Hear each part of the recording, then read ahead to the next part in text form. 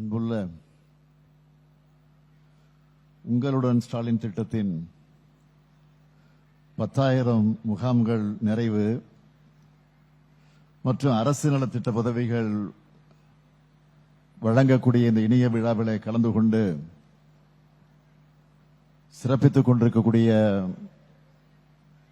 மாண்புமிகு அமைச்சர் பெருமக்கள் MRK பன்னீர்செல்வம் அவர்களே, CV கணேசன் அவர்களே, முன்னாள் அமைச்சர் முனைவர் பொன்முடி அவர்களே, முன்னாள் அமைச்சர் மஸ்தான் அவர்களே,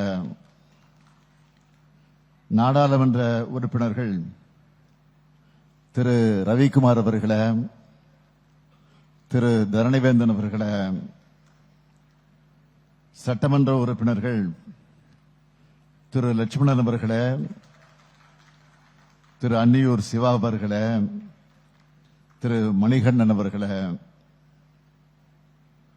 முன்னாள் சட்டமன்ற நாடாளுமன்ற உறுப்பினர்களே, இந்த திட்டத்தை பற்றி சிறப்பாக இங்கு எடுத்து வைத்து உங்கள் அனைவரையும் வரவேற்று மகிழ்ந்திருக்கக்கூடிய கூடுதல் தலைமைச் செயலாளர் ஆற்றல் மிகு அமுதா IAS அவர்களே, ஆணையர் திரு கிரண் குராலா IAS அவர்களே, மாவட்ட ஆட்சித்தலைவர் திரு ஷேக் அப்துல் ரஹ்மான் IAS அவர்களே, உள்ளாட்சி அமைப்பினுடைய பிரதிநிதிகளே, அரசு உயர் அலுவலர்களே, நலத்திட்ட உதவிகளை பெறுவதற்காக வருகை தந்துள்ள பயனாளி பெருமக்களே, மகளிர் சுய உதவிக் குழுவை சார்ந்திருக்கக்கூடிய அன்பிற்கினிய சகோதரிகளே, பத்திரிகை மற்றும் ஊடகத்துறையை சார்ந்திருக்கக்கூடிய நண்பர்களே, உங்கள் அனைவருக்கும் என்னுடைய அன்பான வணக்கம். ஒரு காலத்தில் திந்திரிவனம் என்று அழைக்கப்பட்டதுதான் இன்றைய திண்டிவனம். திந்திரி என்றால் புளி. புளிய மரங்கள் அதிகம் இருந்த பகுதி என்ற காரணத்தால் அது காரண பெயராக வந்தது.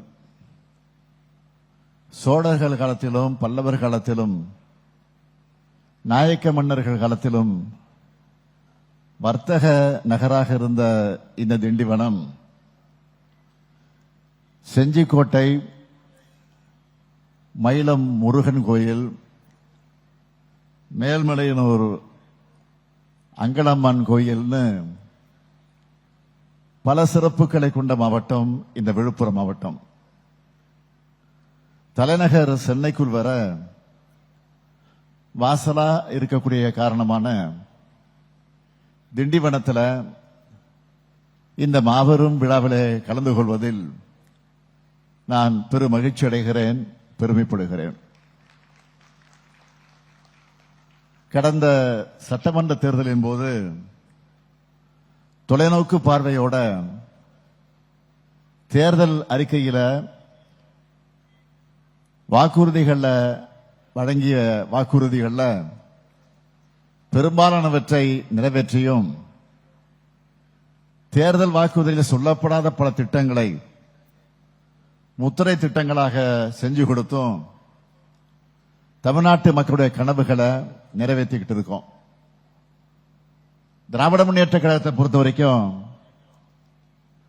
சட்டங்களையும் பெரிய பெரிய திட்டங்களையும் நிறைவேற்றுறது மட்டுமல்ல, தமிழ்நாட்டு மக்கள் ஒவ்வொருத்தருடைய தேவைகளையும் நிறைவேற்றணும். அதுக்காகத்தான் 2021 சட்டமன்ற தேர்தலுக்கு முன்னாடி தமிழ்நாட்டில் இருக்கக்கூடிய 234 தொகுதிகளுக்கும் நான் வந்து உங்களுடைய குறைகளை கேட்டு கோரிக்கைகளை மனுக்களாக வாங்கியிருக்கிறேன். இந்த பயணத்தில் கோரிக்கை மனுக்களை மட்டும் வாங்கல, தமிழ்நாட்டு மக்களுடைய நம்பிக்கையும் பெற்று திராவிட மாடல் அரசை அமைச்சோம். அந்த மனுக்களை எல்லாம் 100 நாட்களுக்குள்ள தீர்த்து வைக்கணும்னு முதலமைச்சரா பொறுப்பேற்ற முதல் நாளிலேயே உங்கள் தொகுதியில் முதலமைச்சர் என்ற ஒரு புது துறையை உருவாக்கின. இந்த துறை மூலமா மக்கள்கிட்ட இருந்து வாங்கின 4,57,645 மனுக்களுக்கு 100 நாட்கள்ல தீர்வு கண்டோம். அந்த 100வது நாள்ல, அதாவது ஆகஸ்ட் 2021 ஆகஸ்ட் 14ஆம் நாள் தலைமைச் செயலகத்தில் சிறப்பு விழா நடத்தி 32,283 பேருக்கு பட்டாவும் 30,455 பேருக்கு சமூக பாதுகாப்பு திட்ட ஓய்வூதியமும் வழங்கின. அது மட்டும் இல்ல, 19,664 வளர்ச்சி திட்ட பணிகளுக்கான ஒப்புதல் ஆணையும் 9,444 வீடுகள் கட்டுவதற்கான நிதி உதவியையும் 554 கோடியே 27 லட்சம் ரூபாய் செலவிலான உட்கட்டமைப்பு வசதிகளை ஏற்படுத்துவதற்கான ஆணைகளையும் வழங்கின. மக்களுடைய குறைகளை, தேவைகளை உன்னிப்பா கவனிச்சு விரைவா நம்ம திராவிட மாடல் அரசு நிறைவேற்றி வருது. இது மக்கள்கிட்ட நம்பிக்கையும் எதிர்பார்ப்பையும் அதிகமாக்கிடுச்சு. அதனால அந்த திட்டத்தை விரிவாக்கி தொடர வேண்டும் என்று முடிவு செஞ்சு 2021 நவம்பர்ல முதலமைச்சரின் தனி பிரிவு, முதலமைச்சரின் உதவி மையம் மற்றும் உங்கள் தொகுதியில் முதலமைச்சர் ஆகிய 3 துறைகளை ஒருங்கிணைச்சு முதல்வரின் முகவரின்னு ஒரு புதிய துறையை உருவாக்கணும். நான் பெருமையோடு சொல்றேன், இந்த துறை மூலமா 2021 மே மாதத்திலிருந்து இப்ப வரைக்கும் 1,49 லட்சம் மனுக்களுக்கு தீர்வு கண்டிருக்கிறோம்.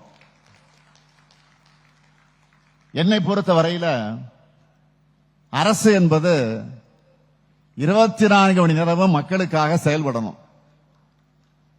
மக்களுக்கு தேவையற்ற அலைச்சல் இருக்கக்கூடாது. நிர்வாகம் எளிமையாகவும் விரைவாகவும் வெளிப்படைத்தன்மையாகவும் செயல்படணும். இத மனசுல வச்சுதான் பொதுமக்களான உங்களுக்கு எந்தெந்த சேவைகள் எல்லாம் அதிகமா தேவையோ அதையெல்லாம் உங்களுடைய வசதி, நீங்க வசிக்கக்கூடிய அந்த இடங்களுக்கு பக்கத்திலேயே வழங்கணும்னு முடிவு செஞ்சு 2023 நவம்பர் முதல் 2025 மார்ச் வரை 3 கட்டங்களாக மக்களுடைய முதலெண்ண திட்டத்தை செயல்படுத்தணும். இப்படி தமிழ்நாடு முழுக்க 4,835 முகாம்களை நடத்தி 23,50,000 மனுக்களுக்கு தீர்வு ஏற்படுத்தி கொடுத்திருக்கிறோம்.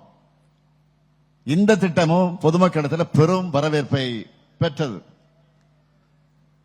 அதனால என்ன செஞ்சோம்னா, உங்களுடன் ஸ்டாலின் என்ற புதிய திட்டத்தை தொடங்கி 10,000 முகாம்களை நடத்த உத்தரவிட்டோம்.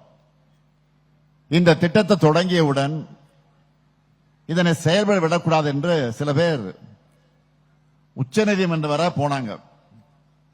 இந்த மாவட்டத்தை சார்ந்தவங்களுக்கு உச்சநீதிமன்றமே ஃபைன் போட்டு அனுப்புனாங்க. யாரு சொல்ல வேண்டியதில்லை, உங்களுக்கே தெரியும். அதையெல்லாம் கடந்துதான் இந்த திட்டம் வெற்றி பெற்றிருக்கு. இங்க நீங்க தொலைக்காட்சியில் பார்த்திருப்பீங்க, பேசின பயனாளிகள் அதற்கே சாட்சி. நம்மை பொறுத்த வரைக்கும் இந்த முகாம்களை எங்கெல்லாம் நடத்துகிறோமோ அங்கெல்லாம் முழுமையா நிறைவேற வேண்டும் என்று அரசு அதிகாரிகளுக்கு நான் உத்தரவிட்டேன். அதனால தன்னார்வலர்கள் ஒவ்வொரு வீட்டுக்கும் நேரடியா போய் இந்த முகாம் என்னைக்கு நடைபெறுது, எங்கே நடைபெறப் போகுது, அங்கே என்னென்ன சேவைகளை வழங்க போறோம் என்பதை பற்றியெல்லாம் விரிவாக எடுத்து சொல்லி அதில் பயனடைவதற்கான தகுதிகள் அதற்காக தேவைப்படக்கூடிய ஆவணங்கள் குறித்த விழிப்புணர்வை ஏற்படுத்தி அதற்கான ஒரு கையேடு விண்ணப்பத்தையும் வழங்கினாங்க. இந்த உங்களுடன் ஸ்டாலின் முகாம்கள ஊரக பகுதிகளில் 15 துறைகளை சார்ந்த 45 சேவைகளையும், நகர்ப்புற பகுதிகளில் 13 துறைகளை சார்ந்த 43 சேவைகளையும் வழங்கணும். மக்களும் நம்பிக்கையோடு வந்து தன்னுடைய கோரிக்கை மனுக்களை எல்லாம் கொடுத்தாங்க. இப்படி பெறப்பட்ட 38,50,000 மனுக்கள்ல இதுவரைக்கும் 38,44,000 மனுக்களுக்கு இறுதி செஞ்சிருக்கிறோம்.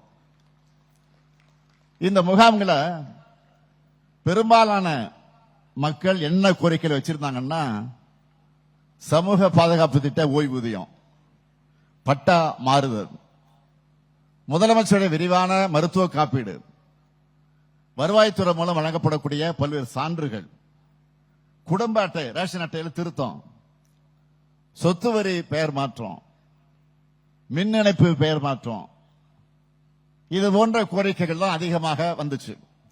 இதெல்லாம் சின்ன சின்ன கோரிக்கைகள் தான். ஆனா இதை நிறைவேற்றுறதுல பல நடைமுறைகள் சிக்கல்கள் இருந்திருக்கும். அதையெல்லாம் களையணும். அரசு என்பது மக்களுக்கானது. அரசு சேவைகள் மக்களுக்கு தடையில்லாம விரைவா கிடைக்கணும்னு உத்தரவிட்டு இந்த மனுக்களை எல்லாம் 30 40 நாட்களுக்குள்ள தீர்வு காணப்பட்டுச்சு.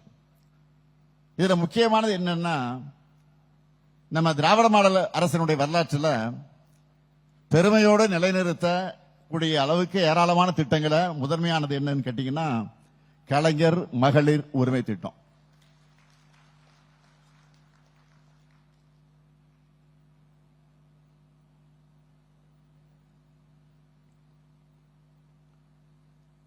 அந்த திட்டத்தை பொறுத்த வரைக்கும் சொல்லணும்னா, 1,13,75,000 மகளிர் பயன்பெற்று வந்த இந்த திட்டத்தில் தங்களுக்கு உரிமை தொகை வழங்கணும்னு ஏராளமான மகளிர் கோரிக்கை வச்சாங்க. அவங்க கோரிக்கை மனுக்களை எல்லாம் பரிசீலிச்சு கொஞ்சம் இருந்த விதிகளை கூட தளர்த்தி இலங்கை தமிழர் குடும்பங்களைச் சேர்ந்த 14,000 சகோதரிகள் உட்பட 16,94,339 சகோதரிகளுக்கு கூடுதலா கடந்த 2 மாதங்களாக அந்த உரிமை தொகையை வழங்கிட்டு இருக்கோம். இந்த முகாம்களை பயனடைஞ்ச பலரும் நம்ம அரசுக்கு நன்றி சொல்லிட்டு இருக்காங்க.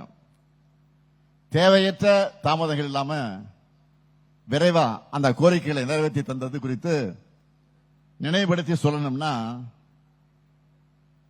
இந்த முகாம்களை பயனடைந்திருக்கக்கூடிய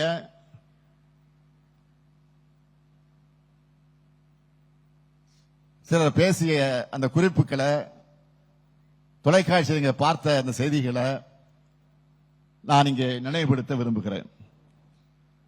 திண்டுக்கல் மாவட்டம் கூத்தம்புண்டியை சார்ந்த ஜெயமணி என்கிற பெண்மணி கூலி தொழிலை நம்பி வாழ்வு நடத்துகிற எளிய குடும்பத்தை சார்ந்தவர். தங்களுக்கு வீட்டுமனை பட்டா வழங்கணும்னு உங்களுடன் ஸ்டாலின் முகாம்களை அவர் கேட்டிருந்தார். திருமணமாகி 33 ஆண்டுகளா எங்களுக்கு கனவா இருந்த பட்டா இந்த திட்டத்தால கிடைச்சிருக்கு.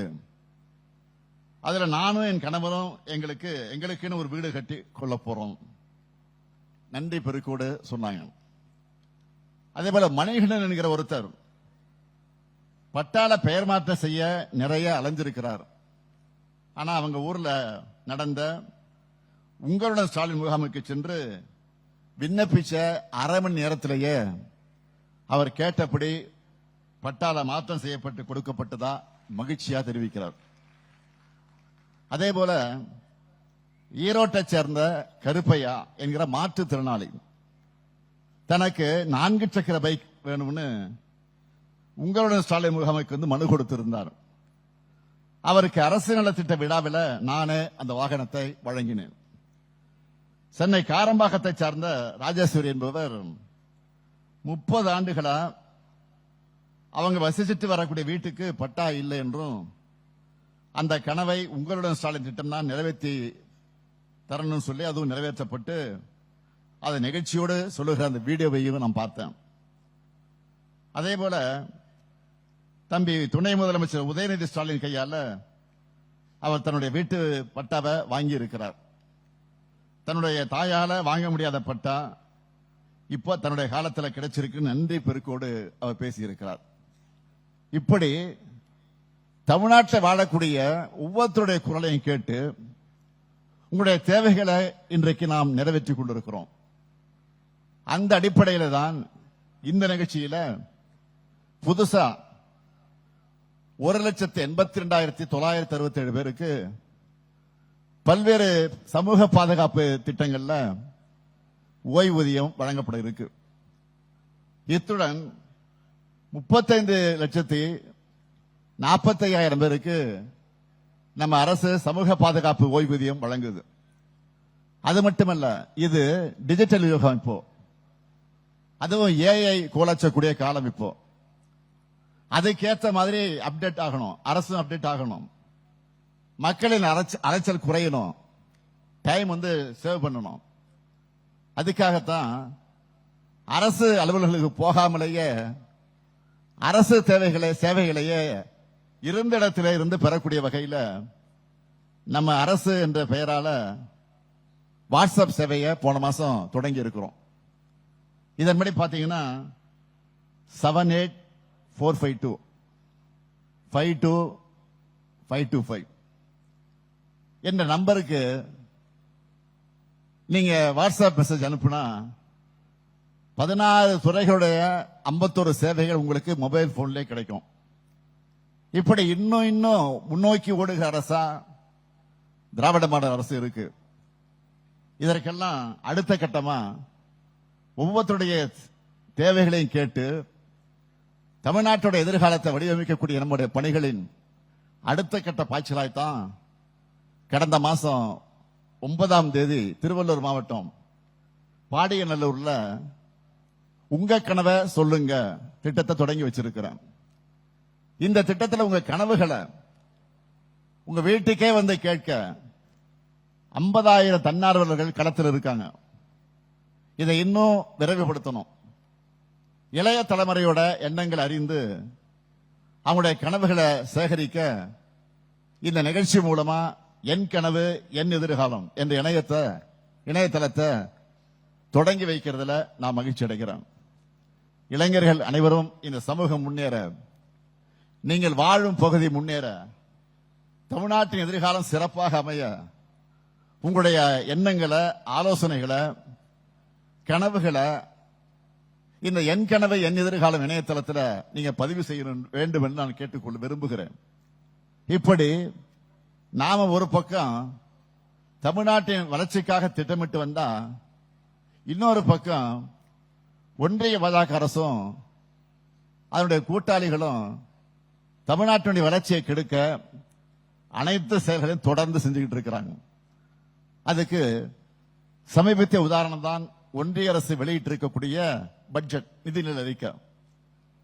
இந்த பட்ஜெட்ல மத்திய அரசினுடைய பட்ஜெட்டை சொல்றேன். இந்த பட்ஜெட்ல தமிழ்நாட்டில் எதுவும் இல்லை. இதுவரைக்கும் ஒப்புக்காவது திருக்குறளாவது சொல்லிட்டு வந்தாங்க. அதுவும் இந்த ஆண்டு அது கூட இல்ல. பேருக்கு கூட தமிழ்நாட்டுக்கு எந்த வளர்ச்சி திட்டமும் இல்ல. நம்முடைய பல்லாண்டு கோரிக்கைகள் எதுவும் இல்ல.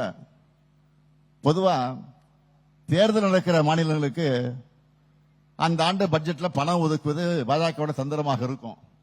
பீகார், ஆந்திரா, ஒடிசா அந்த மாநிலங்களுக்கெல்லாம் அப்படித்தான் நிதி ஒதுக்கினாங்க. செஞ்சு கொடுத்தாங்கன்னு கேட்டா அதுவும் கிடையாது, இருக்காது. இப்ப தமிழ்நாட்டுக்கு தேர்தல் வரப்போகுது. பாஜக எல்லா மாநிலங்களையும் வழக்கமா பண்ணக்கூடிய அந்த ஸ்டண்ட்டை கூட தமிழ்நாட்டுக்கு பண்ணல. அந்த அளவுக்கு தமிழ் மீதும் தமிழர்கள் மீதும் தமிழ்நாட்டின் மீதும் அவங்களுக்கு அவ்வளவு வெறுப்பு. நல்லா யோசிச்சு பாருங்க. இந்தியாவிலேயே தமிழ்நாடு தான் 2வது பெரிய பொருளாதார நாடாக இன்றைக்கு இருக்கு. நாட்டிலேயே அதிகமா நகர்மயமான மாநிலம் தமிழ்நாடு தான். அதிக தொழிற்சாலைகள் கொண்ட மாநிலமும் தமிழ்நாடு தான் இருக்கு. இந்தியாவுடைய வளர்ச்சிக்காக நாம இந்த அளவுக்கு கடுமையா உழைச்சிட்டு இருக்கிறோம். இப்படிப்பட்ட மாநிலத்தில் புதிய நெடுஞ்சாலைகள், ரயில்வே வழித்தடங்கள், மெட்ரோ ரயில்கள்னு ஏராளமா உட்கட்டமைப்பு வசதிகள் தேவைப்படுது. ஆனா ஒன்றிய அரசுக்கு வரி வருவாயை வாரி வழங்குற நம்ம மாநிலத்துக்கு மிக மிக மிக சொற்பமான பங்கை தான் திருப்பி தராங்க. 11 ஆண்டுகளா சிறப்பு திட்டங்களை அறிவிக்காம வஞ்சிக்கிறாங்க. ஏன் இப்படி? ஒருவேளை தேர்தல் முன்கூட்டியே அவங்களுக்கு தெரிஞ்சு எப்படியும் துறக்கத்தானே போறோம், இவங்களுக்கு எதுக்கு நிதி ஒதுக்கணும் அப்படி நினைச்சிருக்கலாம். அதான் உண்மைதான்.